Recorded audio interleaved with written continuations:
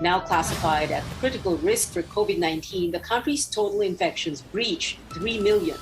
The Commission on Elections is investigating a supposed data breach in its servers, while aspirants express alarm over the hacking claim.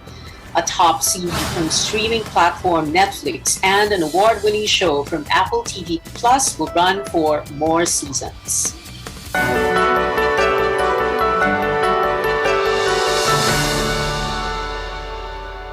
Nearly 2 years into the global health crisis, the Philippines has surpassed the 3 million mark in COVID-19 cases.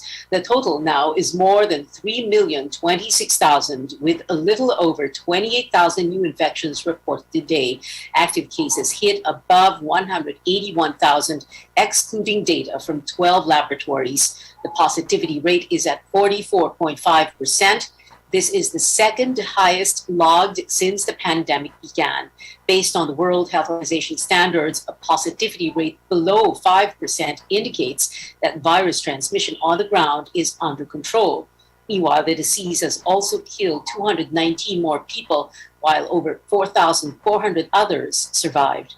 Health Secretary Francisco Duque says the country is now at critical risk for COVID-19 after seeing a massive 3,600% two-week growth rate and an average daily attack rate of 10.47 per 100,000 people. Metro Manila tops the scale, followed by Calabarzon and Central Luzon. But Duque says despite the rapid rise in infection, critical and severe cases are fewer compared to the Delta variant surge in September. The health department's strategy now shifting as COVID-19 infections substantially rise by the day, with the rate of transmission and the Omicron variant now dominating. The agency says contact tracing and testing just to find the infected are no longer a priority. Instead, the primary function of COVID-19 tests now is to help determine the proper clinical management of high-risk patients. Contact tracing is not that much prioritized anymore because we know that in each household, the possibility or the likelihood that there is one positive individual is very high. So the contact tracing is not that valued or not that prioritized anymore in this kind of situations. Dahil sa napakataas na transmission ng sakit sa ating mga komunidad, yun pong testing, meron po tayong shift into our policies, kung saan tinitignan po natin na mas importante na po siya ngayon for managing clinically our patients, especially the most vulnerable. Ang priority natin ngayon, matest po natin lahat ng vulnerable para mabigyan ng karampatang lunas. Health spokesperson Rosario Vergere says there should be a focus on community management and isolation to prevent further spread of the virus. Health experts also advise people to isolate immediately as soon as they see the first signs of COVID-19 infection instead of waiting for a COVID-19 test result. Health workers worry about contributing to the surge in COVID-19 cases as they are now forced to report for work while sick. AC Nichols reports the government defends cutting the isolation period, saying it will not put the health workers and their patients at greater risk. They're supposed to help treat patients. But at the rate COVID-19 is spreading, a number of medical frontliners fear they themselves may be carriers of the virus. It is becoming a cause of concern as hospitals carry out a health department order cutting short the isolation period for fully vaccinated COVID-19 positive healthcare. Meron na po kami mga doktor, mga nurses at attendant na pumapasok kahit wala pang resulta yung kanilang swab. Minsan, katulad po yung isang doktor namin, nag-duty siya kahit tumatahol-tahol pa rin siya. 2 days pa lang siya naka-out sa hospital, na-confine siya for 6 days. After, pahinga na isang araw, nag-duty na siya. Ngayon, ka-endorse namin siya, tumatahol pa rin siya pero nag-duty siya. Government data shows almost 800 healthcare workers are active COVID-19 cases as of January 9. Most, or over 75%, are mild. Philippine General Hospital employees have officially written a letter to management seeking a reconsideration of the policy. Kung pumasok ka nun, high exposed ka, hindi ka tinest, pumasok ka lang, wala ka nararamdaman. Pero yung pala, nagde-develop na pala yung virus sa katawan mo. So napakadelikado po nito para sa mga health workers at sa mga pasyente. Jose Reyes Medical Center employee Christy Dongines finds the policy unfair and unsafe. Not only are frontliners forced to work while sick, they are also dealing with a shortage in protective gear. Dunginas says they are running low on N95 masks and face shields, and they have been told these are reserved for healthcare workers caring for COVID-19 patients. Bakit kami po ba, pag pumapasok kami sa hospital, bumibiyahe kami, pagpasok namin sa aming mga hospitals, hindi po ba kami prone, hindi po ba kami high risk para doon, para maka-acquire kami ng COVID? Health officials, meanwhile, defend the move, saying that the government will not put health workers or patients at greater risk. Ang reason naman na naging 5 days yan for the, especially for the asymptomatics, is because we believe that on the 5th day, if you're vaccinated, the viral load is very low. You can no longer transmit the virus to, or you are not contagious. Meron na pong mga ilang bansa na nagpatupad ng ganito rin pong protocol because of contingencies, because of the high transmissibility of the Omicron variant. And we wouldn't want our health systems to be overwhelmed also, and nobody's going to take care of our patients. So ginawa po ito base sa siyensya at ebidensya. Wala pong balak ang ating gobyerno na mapunta sa at risk ang ating mga pasyente at ang ating mga healthcare workers. Ito po ay ginagawa base sa risk assessment ng ating mga ospital kung kakayanin. The DOH is also studying the possibility of cutting short the quarantine period for those without symptoms and the fully vaccinated among the general public. AC Nichols, CNN Philippines. A DOH Technical Advisory Group member, Dr. Anna Ong Lim, says the decision to allow shortened quarantine for asymptomatic and fully vaccinated health workers is prompted by the, quote, extreme need for essential workers, unquote. Many hospitals and laboratories have already been short-staffed as more and more health workers get infected. Another member, Dr. Edsel Salvania, clarifying that implementing this is still up to the hospital's infection control unit. He says other hospitals may assign infected health workers to COVID wards as this is less risky. President Duterte wants to increase the government's RT-PCR testing capacity, asking the health department to buy more machines for this. Here's the president in his own words. We also need to increase the RT-CPR testing capacity in NCR. Plus areas so as to handle the influx of tests and to ensure that laboratories are operational 7 days a week. Ang universal complaint talaga is kulang ang facilities ng itong RT-PCR. We need to buy more, you think, sir? Yes, our expansion is ongoing because we would want that every province will have an RT-PCR, but also the private sector is building more RT-PCR laboratories. So in all, we have 312 laboratories from 1 to 312. Sige, magbili ka para makatulong tayo sa marami. Finally, the National Vaccination Operation Center is directed to increase vaccination rates outside NCR as soon as possible. For now, the health department is asking testing laboratories to put a cap on the number of swabs accepted daily as more health workers in hospitals and testing facilities get infected. An overseas Filipino worker laments how prolonged quarantine restrictions have prevented her from immediately reuniting with a departed loved one. The government admits testing backlogs are some of the reasons many OFWs are stranded. Chris Nadalo has that story. Here's one grieving mother's last-ditch effort to see her daughter for the last time. Ella Alagos, an overseas Filipino worker from Lebanon, exhausts all means to attend the wake of her 7-year-old princess. Ella tells CNN Philippines that she was able to talk and see Princess through a video call before the kid died on a hospital bed. Gusto ko po sana makasama yung anak ko. Siyempre kasi masakit para sa akin bilang ina. Kaya sinikap ko kahit mahirap, umuwi ako. Pero yun nga, pagdating ko dito, napakahirap naman. Na ganito na nga yung sitwasyon mo, hindi man lang mabigyan ng favor, hindi man lang mabigyan ng maayos na assistance. Ella arrived in the country on January 1, but due to stricter quarantine protocols triggered by the Omicron variant, she needed to stay under quarantine for 10 days. But she faces more challenges because after finishing her quarantine, her flight going to the province was cancelled due to the COVID-19 restrictions. mahigit 4 years na hindi ako nakauwi dito sa may Pilipinas. Pagbalik ko, ganyan na yung sitwasyon ng anak ko, pero hindi man lang mabigyan ng favor na sa ganitong sitwasyon, walang exemption sa mga ganitong sitwasyon. Everyday opportunity is lost for Ella to see her daughter and say her last goodbye. Man lang sa ganitong pagkakataon, sa huling pagkakataon na makasama ko po siya, kahit sa maiksing panahon. Ngayon, kaya pinilit kong umuwi. The Overseas Workers Welfare Administration or OWA admits that many OFWs are now stranded in quarantine facilities due to testing backlogs and cancellations of flights. In the critical level, when we hit around 10 to 11,000, kakayanin pa naman din yun. Kaya lang, ito na talaga yung levels na talagang we will feel the pinch, no, in terms of yung quarantine facilities natin available.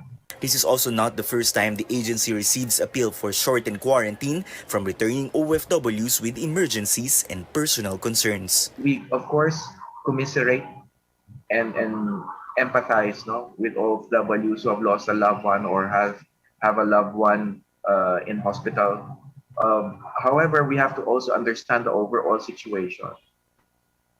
And we receive about 100 or 150 requests every day, but not all are granted. Only a small percentage are granted by the Bureau of Quarantine, not by OWA. Tristan Odalo, CNN Philippines.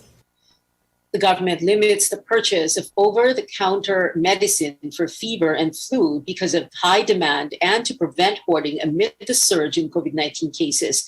In a joint memorandum issued by the Trade and Health Departments, a person may only buy a maximum of 20 paracetamol tablets and 60 for each household. For liquid paracetamol, an individual can only get up to 5 bottles and 10 for one household. We're showing on your screens other drugs included in the purchase cap. This comes in the wake of temporary stockouts as Metro Manila remains the country's COVID-19 epicenter. The policy will help prevent artificial shortage and price escalation, as well as ensure the availability of the products until supplies become stable. Retailers are directed to advise consumers about the purchase caps by posting notices within their outlets. Up ahead on Newsnight, MRT3 passengers can now get free COVID antigen tests. We show you how. And 6 inmates of the Caloocan City Jail are dead following a riot. Details when we return.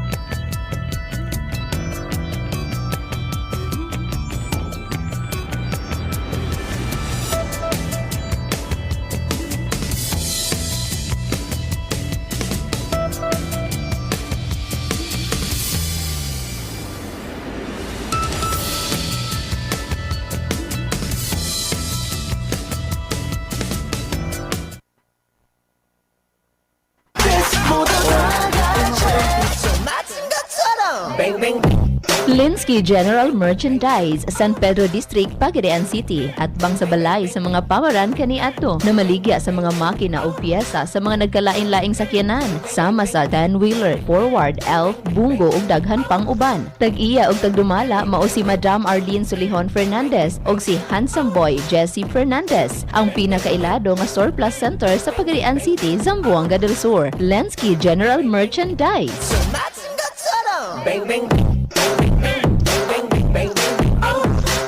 Ringo Honasan po. Sa pagbangon ng mga Pilipino, saludo ako sa mga taong patuloy na humaharap sa hamon ng pagbabago. Bilang isang ina, handa akong gawin ang lahat para sa kaligtasan ng aking mga anak. Pandemya man, tuloy pa rin ang serbisyo para malinis ang kapaligiran.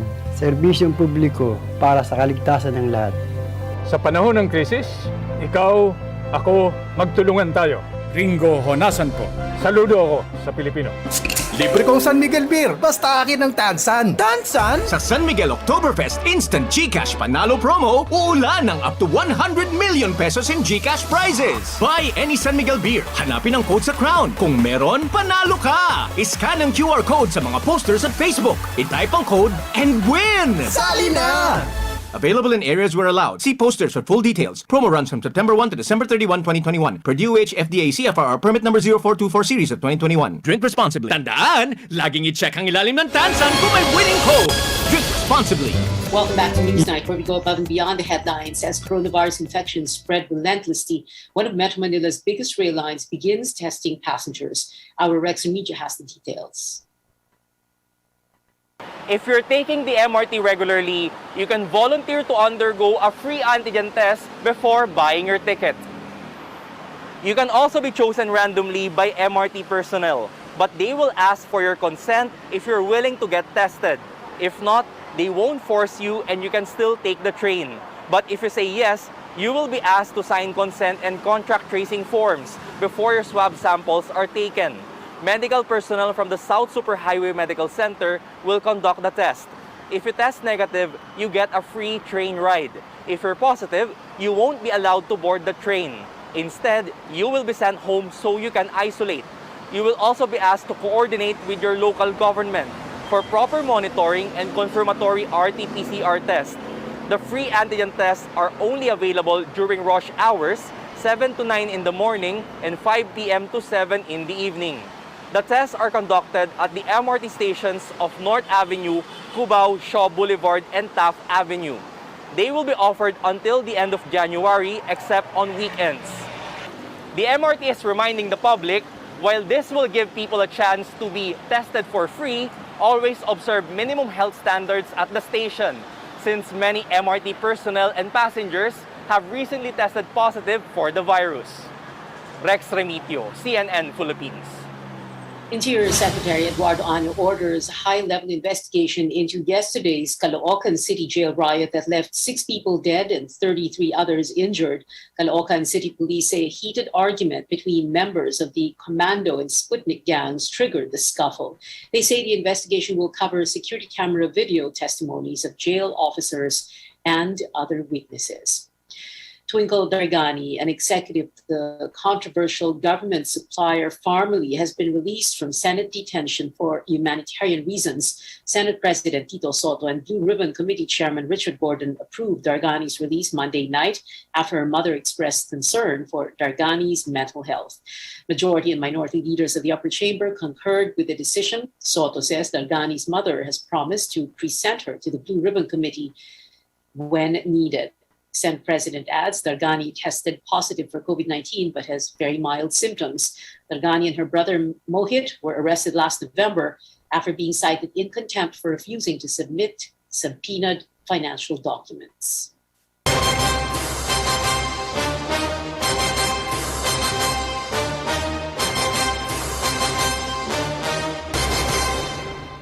The Commission on Elections is investigating allegations of hacking which may have compromised voter data and other information related to the 2022 polls. This after an article by the Manila Bulletin claimed an unidentified group of hackers was able to breach the servers of the COMELEC, downloading more than 60 gigabytes of data. COMELEC spokesperson James Jimenez questions the claim, saying the data still does not exist in the full body systems because the configuration files have not yet been completed. He invited the authors to provide further proof on the allegations. Jimenez did not confirm whether Manila Bulletin reached out to him regarding the incident, as stated in the online report. Some presidential aspirants express alarm over the alleged hacking of COMELEC servers. Senator Ping Lacson says the upper chamber's in-house cybersecurity team is already probing the matter. Senator Manny Pacquiao says Congress should exercise its oversight powers in the automated election law. The camp of former Senator Bongbong Marcos calls on the COMELEC Steering Committee and Joint Congressional Oversight Committee to convene and initiate a probe into the alleged hacking. Vice President Leni Robredo and her running mate, Senator Kiko Pangilinan, are asking the COMELEC to verify whether the hacking did happen and to ensure the integrity of the May polls. Meanwhile, Robredo slams disinformation as social media posts claim her office's Bayanihan e-Consulta program gathers the personal data of patients, including voting precincts. And Pangilinan says he tested negative for COVID-19, adding his positive test results from last weekend turned out to be false.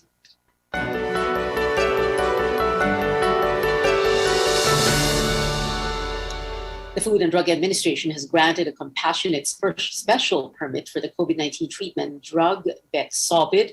It is the first generic version of Pfizer's Paxlovid. FDA officer in charge, Oscar Gutierrez, says the agency has approved the application of the health department for the institutional use of the cheaper antiviral pill. Paxlovid may be used for COVID-19 patients aged 12 and above with mild to moderate symptoms.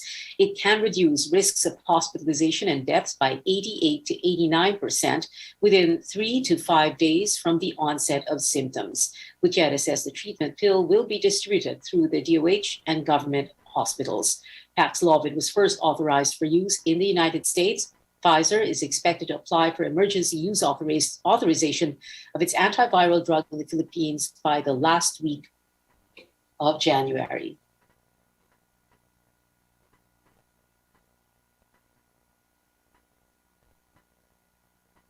While the Board of Investments has approved the application for registration of Lloyd Laboratories as domestic producer of molnupiravir, an oral therapy for COVID-19 patients. Lloyd Laboratories recently expanded its production facility in Malolos, Bulacan.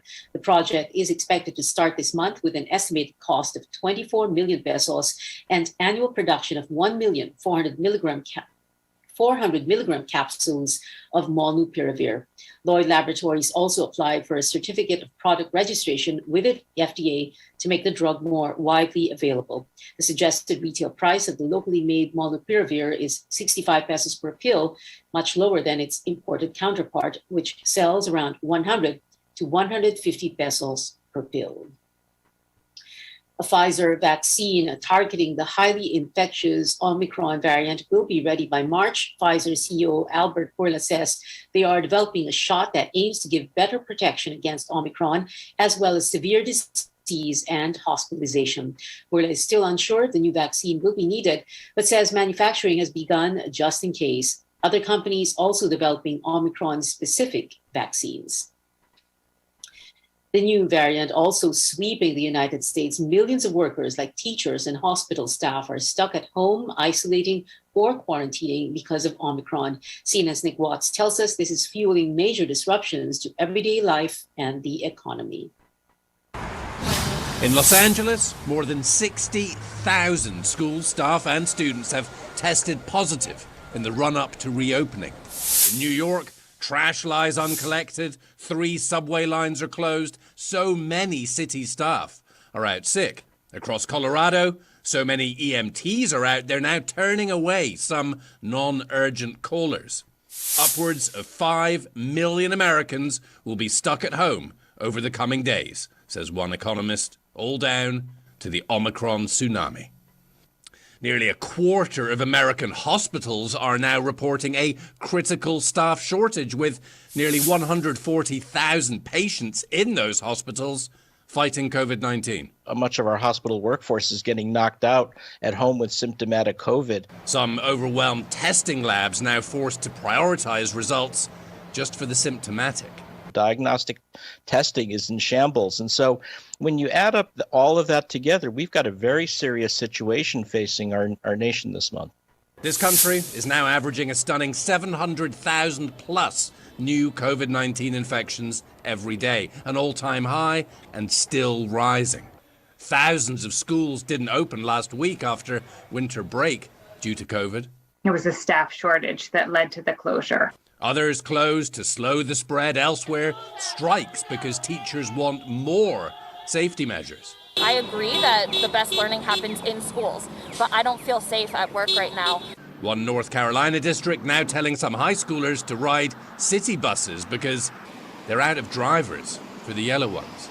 Meantime, city bus services slashed in the likes of Washington, D.C. and Portland, Oregon. Cruises also being cancelled, and more than 25,000 flights cancelled since Christmas due to weather and Omicron.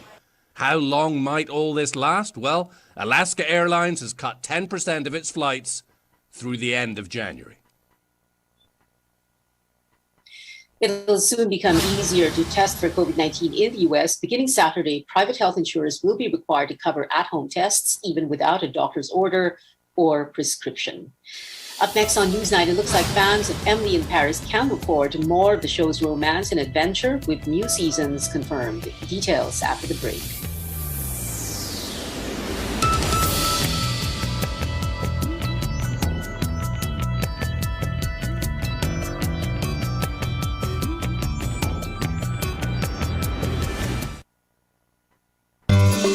Loren Legarda po. 18 years akong senador at nagsulong ng mga batas na nakakatulong sa mga nangangailangan. Free college education law. Para sa aming edukasyon. MSME law. Batas para sa aming kabuhayan. Climate Change Act. Mga batas para sa kalikasan at climate change. Mga batas na ginawa ko na napapakinabangan ngayon. Sana makatulong pa ako sa mas marami. Loren Legarda. This is a paid advertisement. Ang trusted dog food ni Catherine Bernardo. Nutri-Chunks na. Listo at ganado ang baby ko sa vet-approved Nutri-Chunks with active boost and prebiotics na pampalisto. Made with real meat and essential nutrients that help keep them healthy and happy. Listo ganado sa Nutri-Chunks. Ringo Honasan po. Sa pagbangon ng mga Pilipino, saludo ako sa mga taong patuloy na humaharap sa hamon ng pagbabago. Bilang isang ina, handa akong gawin ang lahat para sa kaligtasan ng aking mga anak. Pandemya man, tuloy pa rin ang serbisyo para malinis ang kapaligiran. Serbisyong publiko para sa kaligtasan ng lahat. Sa panahon ng krisis, ikaw, ako, magtulungan tayo. Ringo Honasan po. Saludo ako sa Pilipino.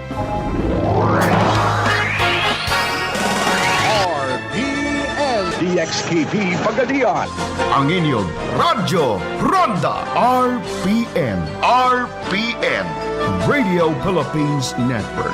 Radio Philippines Network. Live to the world, pinaagi sa FB page, karon mag-download na.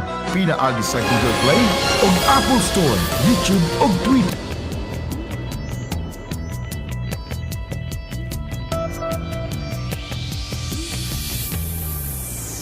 Welcome back to CNN Philippines. The story will continue to unfold for some streaming platform favorites. Netflix's Emily in Paris was renewed for not one, but two more seasons. The Emmy-nominated romantic comedy series' first two seasons both debuted on the streaming giant's global top 10 list. And good news from the morning show as well, which announced the third season is coming. The Apple TV Plus drama stars Jennifer Aniston and Reese Witherspoon. And more entertainment news from a British movie icon's items going up for sale to where you can watch some of the latest animated films. CNN's David Daniel has the details on the Hollywood Minute. It's an extraordinary evening. Michael Caine is putting some of his film memorabilia and other items up for auction. Paintings from his personal collection, his gold Rolex watch, and even a pair of his signature eyeglasses are set to go under the hammer March 2nd in London. The UK's Times newspaper says the 88-year-old actor and his wife are downsizing, thus the sale. We are pleased to welcome Milo Ventimiglia to the Hollywood Walk of Fame. This Is Us star Milo Ventimiglia is the latest honoree on the Hollywood Walk of Fame. The actor was inducted Monday in a ceremony on Hollywood Boulevard. Ventimiglia's star is next to that of his This Is Us wife, Mandy Moore.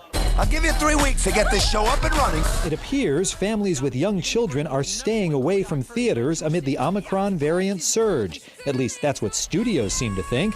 Sing 2 landed on premium VOD just 17 days after it opened in theaters.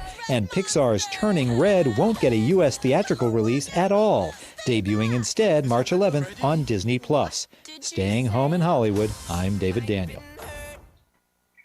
And before we go, we remind everyone to keep practicing health protocols. Let's stop COVID-19 cases from further rising by washing our hands, practicing social distancing, and keeping our masks on. Get your vaccines and booster shots if you haven't already, and isolate immediately if you experience any symptoms. And that is it for now. Join me again on Politics as usual at 8:30 p.m. I'm Pia Ontiveros for Newsnight, where we go above and beyond the headlines.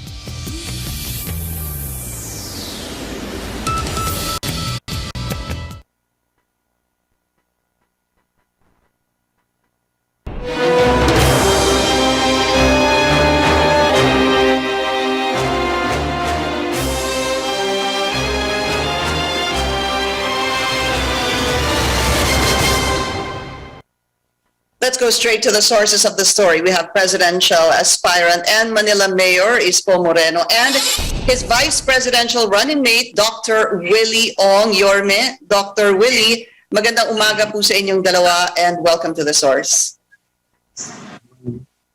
Thank you, Pinky. Maraming salamat sa iyo at sa iyong mga staff dyan sa CNN. At kay partner Doc, Willie, good morning. Good morning po. Yorme. Okay. Okay, umpisahan na po natin kay Mayor Isko. Yorme, malakas naman po talaga yung ugong-ugong natatakbo kayo bilang Pangulo. And for the most part, sinasabi nyo na trabaho muna ang kailangan yung gawin, ano? I'm sure there are a number of reasons that push you to run. But if I were to ask you, ano ho yung top 3 reasons or things or circumstances that actually pushed you to run? And a follow-up question on that was, why was the declaration made yesterday? Dahil marami pong nagulat. Okay, thank you. Una, siyempre, alam mo, kung sarili ko lang ang iisipin ko, dito na lang sa Maynila, and we'll see the countries like, having so much trouble and challenges ng mga tao. Para bang nakakaawa naman na panoorin ko na lang yung laban. Nakalumo talaga ang tunay na sitwasyon sa baba. No? But be that as it may, this is democracy. I thought, okay, sige, we'll offer something for our people. Different things like, bilisan natin ng kilos and all other things. And fortunately, at salamat naman sa mga weeks of hinikayat natin si Doc na maging bahagi ng plano natin to really address our COVID situation in the country so that we can focus more on our economic recovery. Like in Manila, na partner ko, Doktor, at so far naman, sa awa ng Diyos, matagumpay naman yung partnership ng Mayor at Vice Mayor na Doktor. So sabi natin, tingnan natin niya yung si Doc Willie.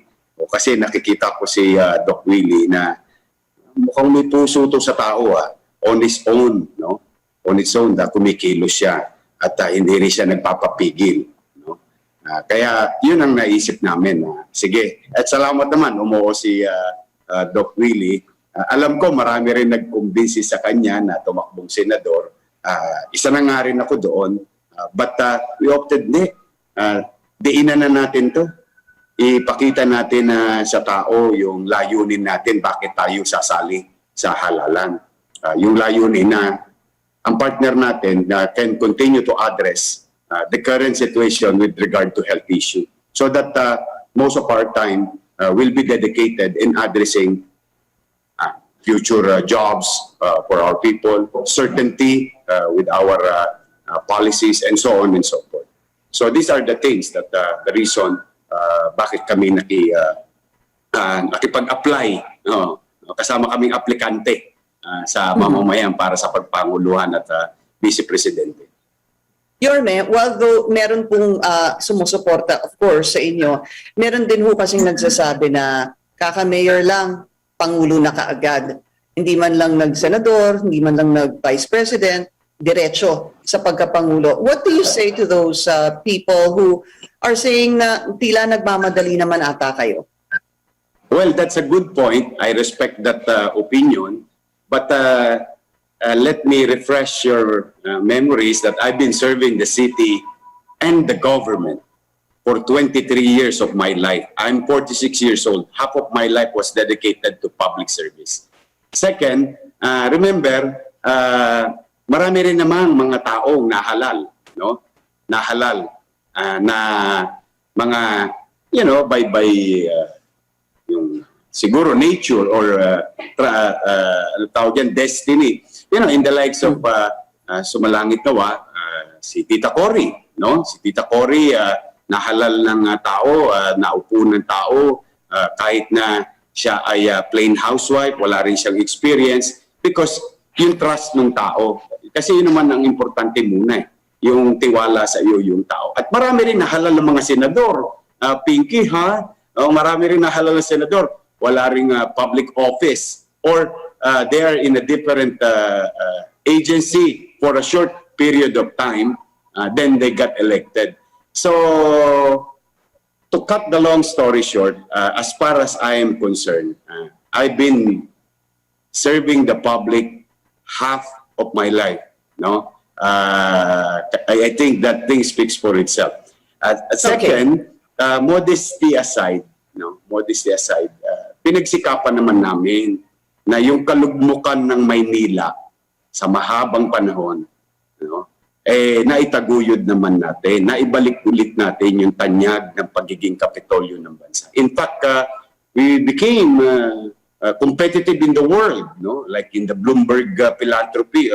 Out of 263 cities in the world, we became top 50 finalists in that competition. Yeah. And including the national agencies of our country.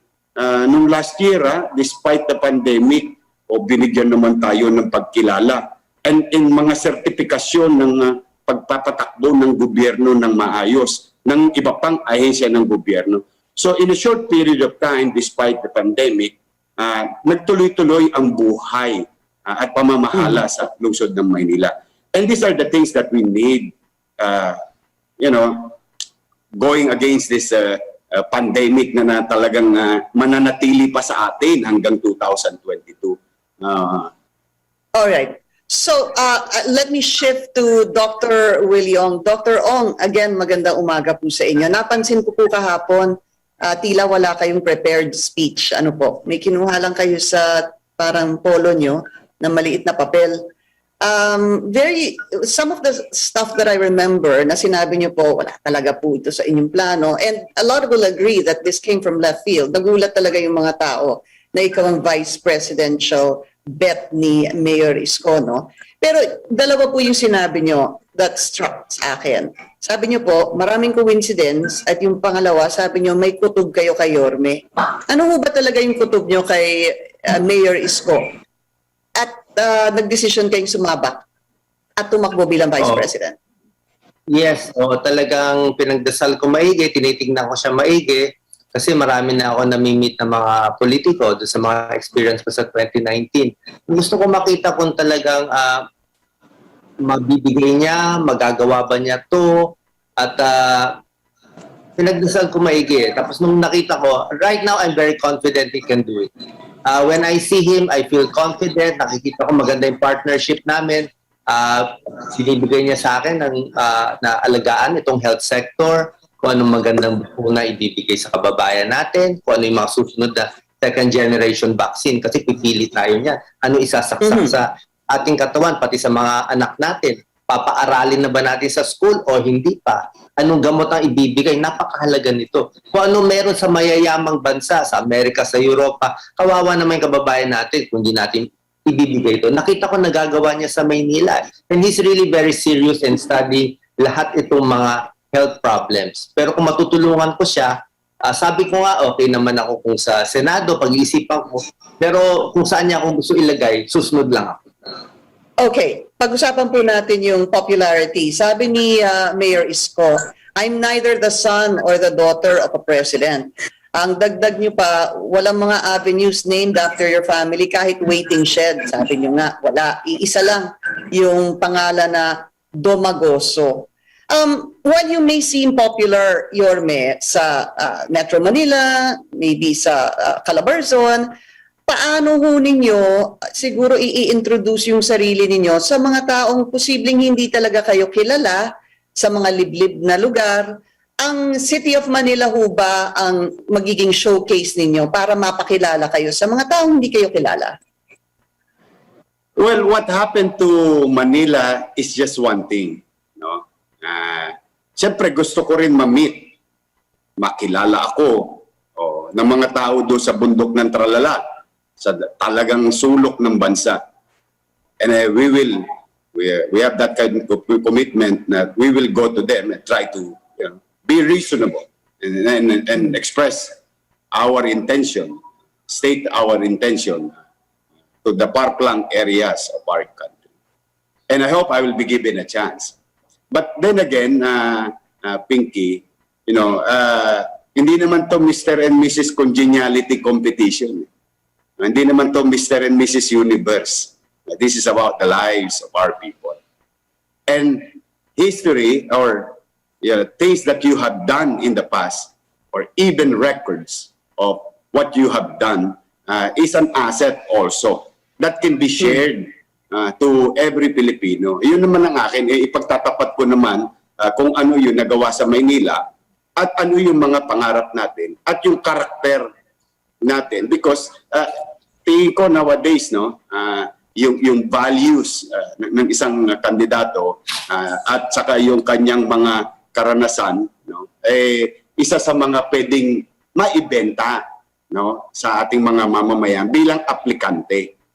When you try to apply for a job, di ba? Tinitingnan yung experience mo, tinitingnan na pati nga yung educational background mo, tinitingnan nyo, sinisiyasat yun. Or tinitingnan din nila, who are you as a person?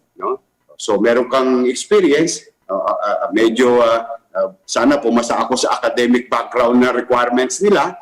Tapos yung point of use, that's very important because it's going to be a policy. Remember, we all know that halos lahat ng lumalabas sa bibig ng leader, it became a policy. So that is very important in job interview, during the job interview. Ayun naman ang gagawin naman natin. And I hope my fellow Visayan, by blood, Pinky, I am 100 Bisaya.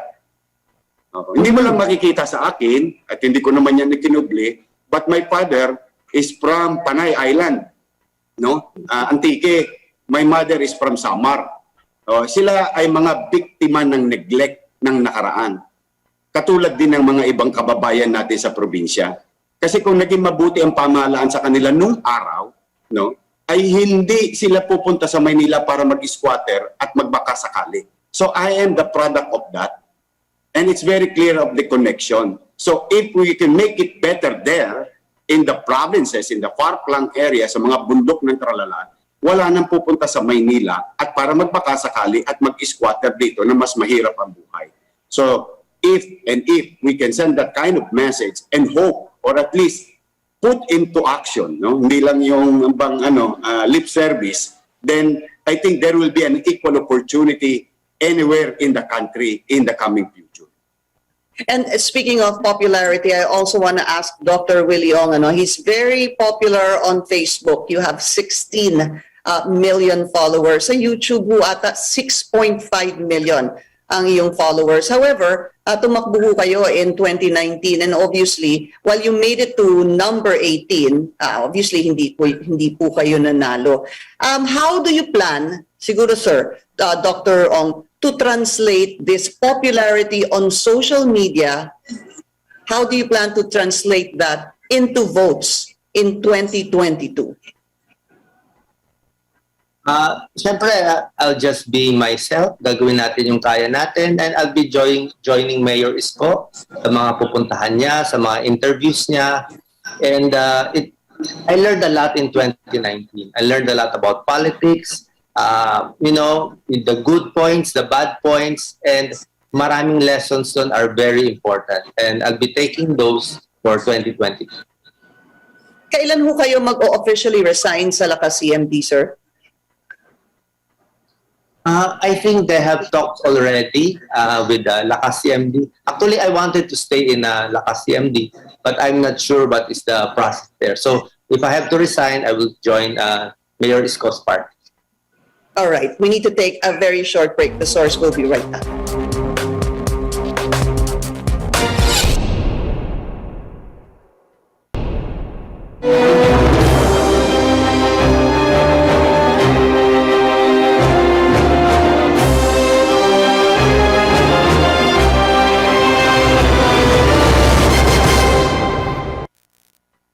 And you're watching The Source on CNN Philippines. I'm Pinky Webb. Our guest today, Manila Mayor Isko Moreno and Dr. Willie Ong. Just very briefly, I want to touch on this to both gentlemen. Really, the choice of Mayor Isko.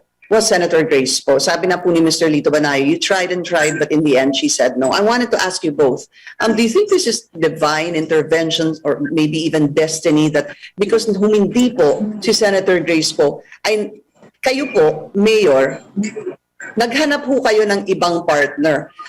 Because if it was Senator Grace po, obviously, hindi po top of mind yung isang tao, Vice Presidential bet na mangunguna sa COVID response ng gobyerno sakaling manalo kayo. Alam mo, ang maganda nga minsan, alam mo, yung sinasabi ko lagi, ang mga pagsubok sa buhay teaches you lessons. And from the lessons, you will learn. Ang maganda naman, pag nadapa ka, bumangon ka agad. And these are the things that we need in the coming days, months, and weeks, and years of our lives dealing with pandemic.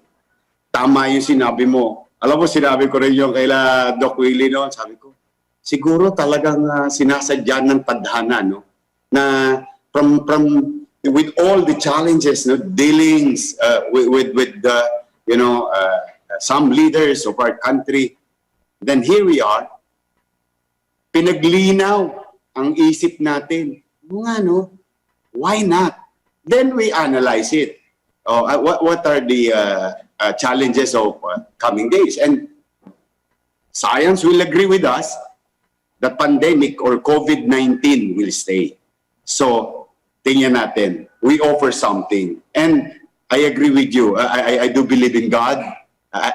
Naniniwala ako kay Jesus, no? Kay Mama Mary. Baka nga mamaya, hulog ng langit itong sitwasyon namin ni Doc Willie to really offer something different.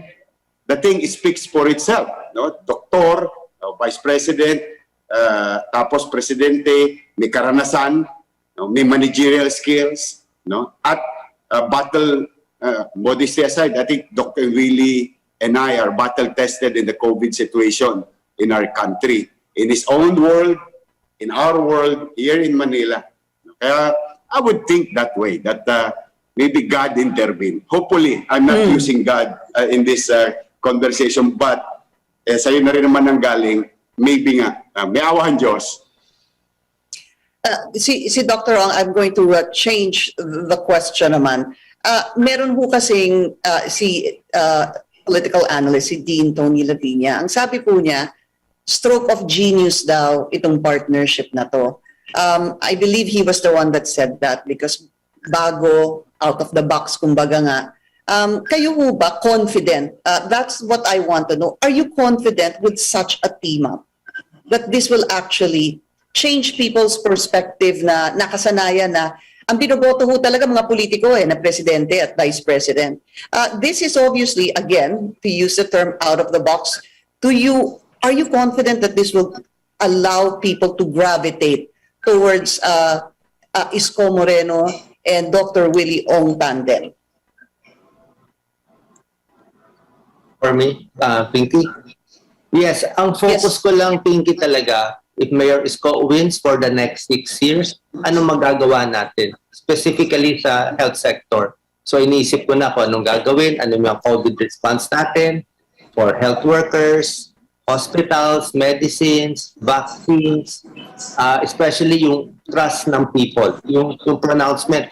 Like for now, mababa yung vaccination rate natin. So, inisip ko na anong magagawa natin in 6 years, maybe a new infectious disease hospital, we need a Center for Disease Control para dito sa atin. So, very neglected na yung health sector. After the health sector, we are studying the whole program of government. 5 hours na kami nag-aaral nito.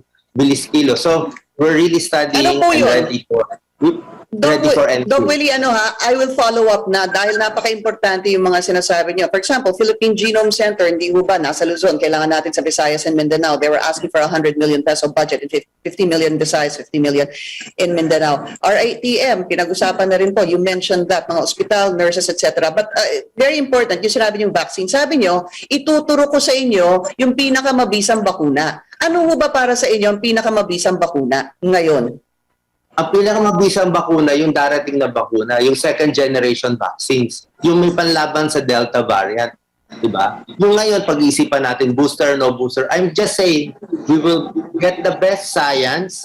Na tingin namin, we will get the best experts. Kilala ko to. and we will decide based on ano ibibigay ko sa pamilya ko. Diba? Not based on other factors. Alam niyo na naman anong other factors eh. Kailangan doktor ang maglilid nitong COVID response. But isn't that also, do you see the challenges of that being such a tall order because of the inequity, yung kulang po ng mga bakuna sa mga nagtatanong bakit madaming Sinovac? Dahil Sinovac po, ang milyon-milyon na nagdala ng bakuna dito. Some of course favor Pfizer, maybe even Moderna, but it seems the problem is the lack of supply. How will you be able to, even as a doctor, nasabihin po natin for the sake of argument, sabihin na mas mabisa ho talaga ang Pfizer, kunwari lang po or Moderna, pero dahil po may kakulangan ng bakuna, baka hindi din po talaga mapunta sa bansa yung mga the best, kunwari po, na bakuna. How do you intend to solve that? Yes, tama po. It's very possible na hindi tayo mabibigyan nito mga best vaccines, pero it will not be from lack of effort. Talagang tututukan ni Mayor yan. Ngayon pa lang, intention to order na tayo. Kung dito lalabas, siyempre pupusta na tayo o order na tayo dito. Depending paglabas ng stats, o order na tayo dito. So based on what is best for our people, we will do our best. Okay lang naman sa tao, we try to get this medicine pero it's not available. So ito na lang. Pero yung masakit, yung hindi mo sure kung kinuha pa, hindi ba kinuha. So yung trust pag nawala yung trust ng mga public at doon sa mga doctors na maggagamot sa kanila, mawawala. Pag nawala yung trust, hindi gagaling yung pasyente. Magugulo lang tayo. So maybe I can offer that. Having said that, I'm not saying anything against the government. They are doing their best. Maybe we will just do it different. Ibang style ni Yorme, iba rin naman ang style natin para pagsasama. Maganda po teamwork namin.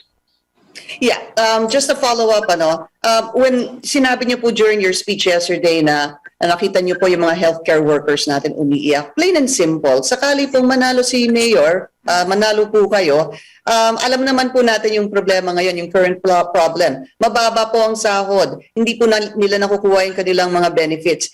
Is there a commitment from you, dahil nga para kayo ho ang mangunguna ng health issue natin from you, number one, tataasan ang sweldo ng mga healthcare workers at number two, siguradong mabibigay po yung kanilang mga benepisyo.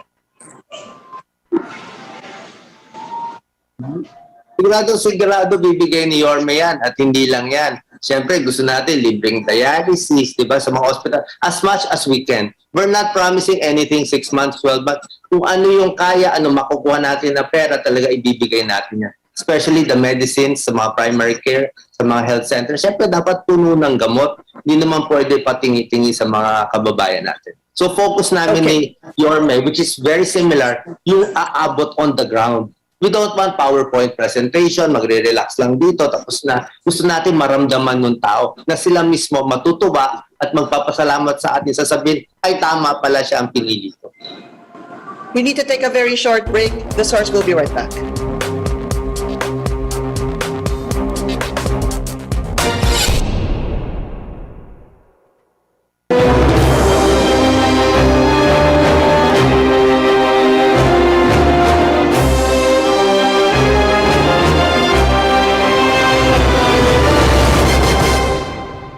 Well, you're watching The Source on CNN Philippines. I'm Pinky Webb. We're gonna have to say goodbye now on television. The Source is really just 30 minutes long, Mayor and Dr. Willie Ong. So we're gonna say goodbye on television. Pagpapatuloy po natin to sa Facebook. So thank you for joining us here on The Source. I'm Pinky Webb. You're watching CNN Philippines.